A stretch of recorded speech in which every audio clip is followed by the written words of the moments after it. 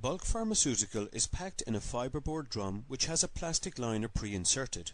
Somex has developed their unique solution on cuffing and holding the liner, creating a neck and presenting for tying, and tying.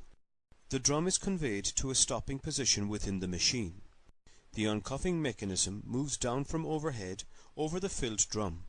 The leading edge of the uncuffer is a flexible shroud which on the downward movement straightens the liner on the outside of the drum.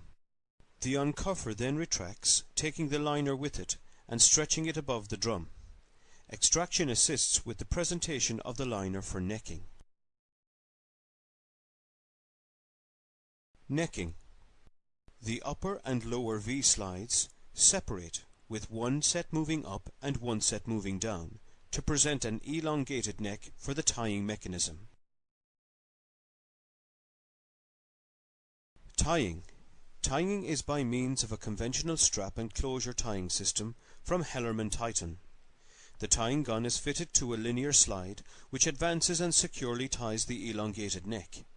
A linear actuator then stows the tied neck beneath the drum rim.